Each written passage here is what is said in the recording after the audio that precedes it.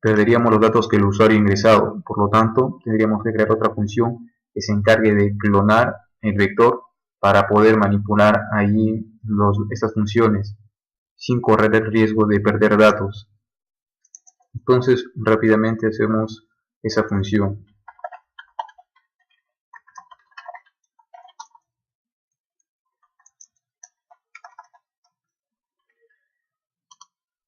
Vamos a necesitar la posición que inicialmente va a recibir el valor de la última posición, que sería n-1. La cantidad de elementos, por decir, es 5, entonces la última posición sería 4. Entonces acá nosotros tenemos que asignar, ¿no? Si llega un momento en que la posición es igual a -1, ya no hace nada. Mientras no llegue ese momento, se va a hacer lo siguiente. A un vector w, para esta posición le vamos a asignar lo que corresponde en el vector v. E instantáneamente se llamará otra vez a la función para que se encargue de continuar pasando los elementos, los valores de v hacia w para las posiciones anteriores.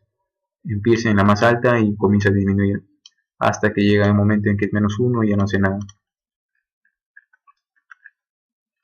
Ahora hay que hacer esto de aquí en Visual Studio.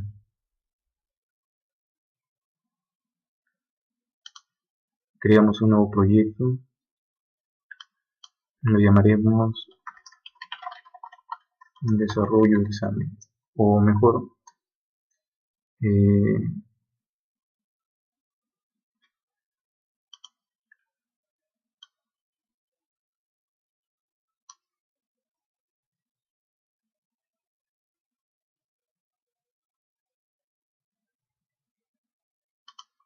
dígito menor,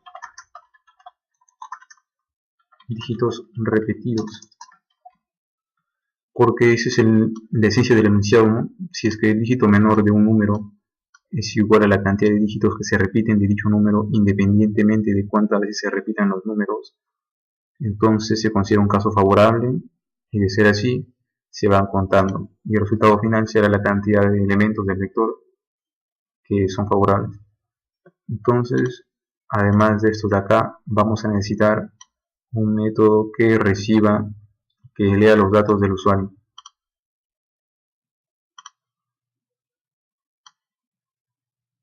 Para no hacerlo tan extenso, simplemente vamos a establecer un textbox para leer los datos, un botón para ir almacenando los elementos. Si es que queremos mostrar los elementos, también lo podemos hacer a través de la listbox,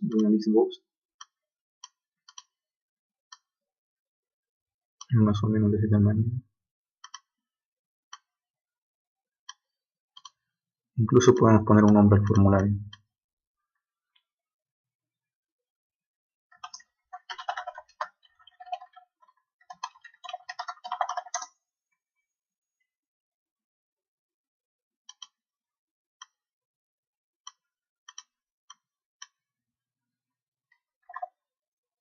No es necesario cambiar el nombre a los objetos que aparecen en la vista de diseño, pero si es que vamos a hacerlo, es conveniente hacerlo antes de ponernos a escribir el código.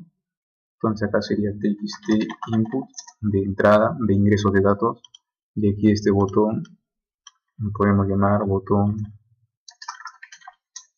guardar, y podemos cambiar el texto que muestra, guardar en este caso. Bueno, eso sería básicamente para guardar el vector. Nos estaríamos refiriendo a este vector de acá, vector v. En el ejemplo del enunciado sería este. Luego de haber guardado los datos, lo que se debe hacer era otro botón para calcular la cantidad. Entonces simplemente ponemos calcular y cambiamos, si es que deseamos, también el nombre del botón.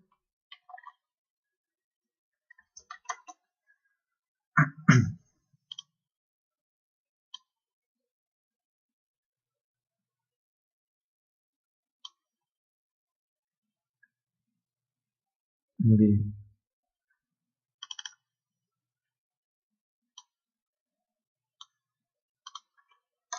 En esta parte inicial del programa escribimos las variables globales, en este caso los vectores que vamos a necesitar, v y w. Podemos hacerlo de manera dinámica, pero para simplificar el ejercicio simplemente escribiremos que lo máximo que pueda contener el vector de elementos sea 15.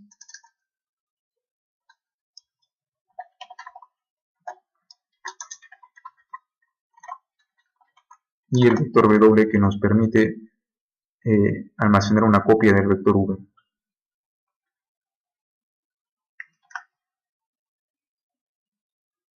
Vamos a proyecto, agregar clase. Marcamos inline y escribimos el nombre de la clase. En este caso podemos llamar operaciones. Bien, entonces vamos a copiar estos que ya están creados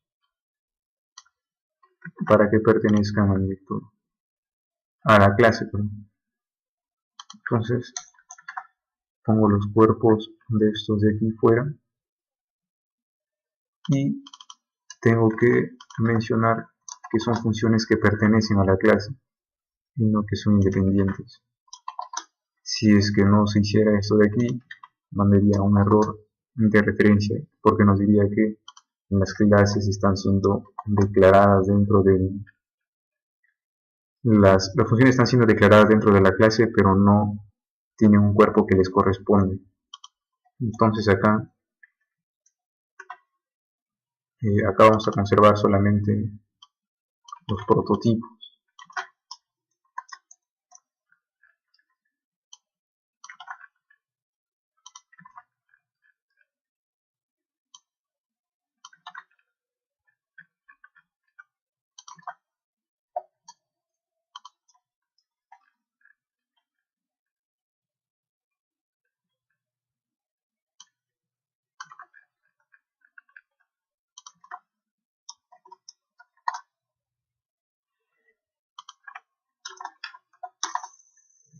Muchas veces se suele eliminar esto de aquí y simplemente dejar el tipo de variable que recibe como parámetro una función, pero no es necesario hacer eso. Incluso podemos dejar acá para que cuando vamos a revisar nuestro programa sepamos qué parámetros se refieren, a qué parámetros se refiere cada argumento, sin la necesidad de ver la función completa.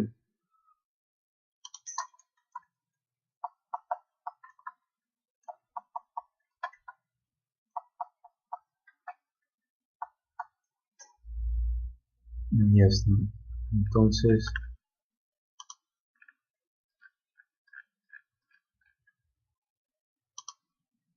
primero haremos lo de guardar.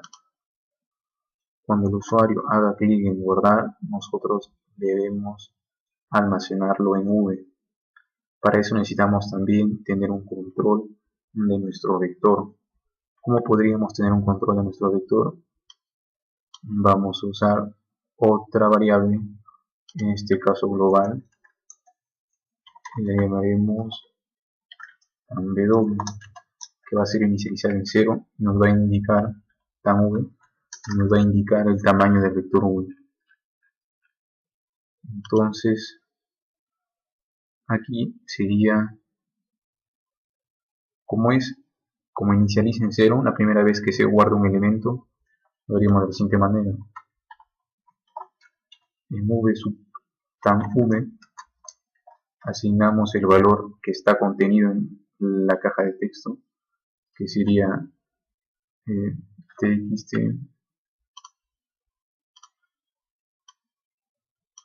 input. Pero como bien sabemos, esto de aquí en realidad es una cadena, tenemos que convertirla a un entero.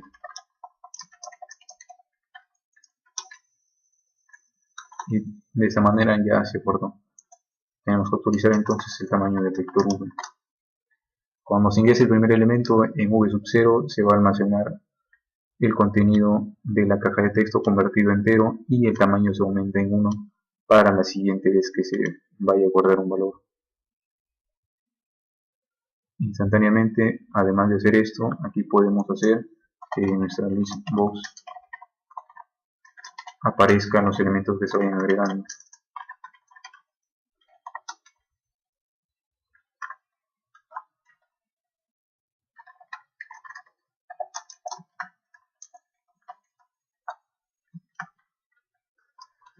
En listbox 1 verifiquemos si es que es ese nombre, si así es, y hay que ir probando el programa hasta ahora como va.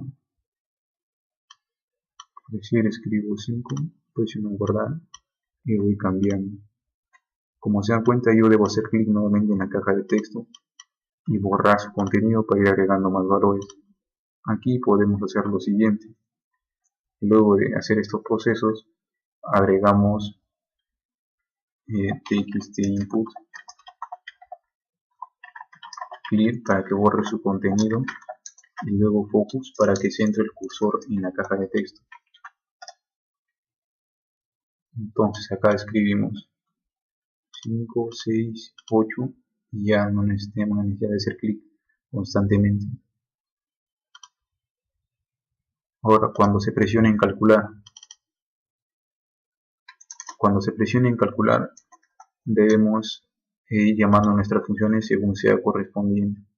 En nuestro caso vamos a necesitar, antes de llamar a la función esta de acá, que es la principal, para contar la cantidad de casos favorables, vamos a necesitar clonar el vector, y ese vector que está clonado w, usarlo aquí en esto de acá.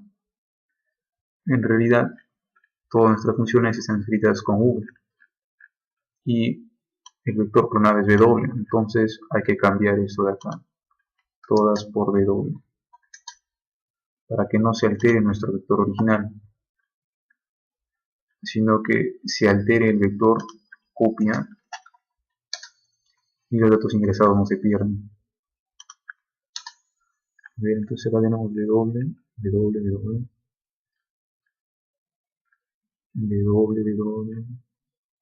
y acá sí v para que clone el vector. Entonces en cuanto se presione calcular, lo primero que vamos a hacer es clonar el vector. Creamos un objeto perteneciente a nuestra clase operaciones. Al objeto lo llamaremos op, puede tener cualquier otro nombre. Entonces acá op.clonar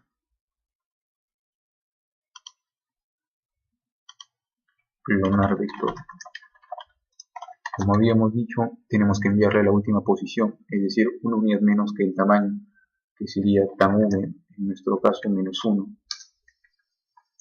Hasta allí se clonó el vector. Ahora podemos llamar a la función minDigits para calcular los dígitos menores de cada elemento del vector.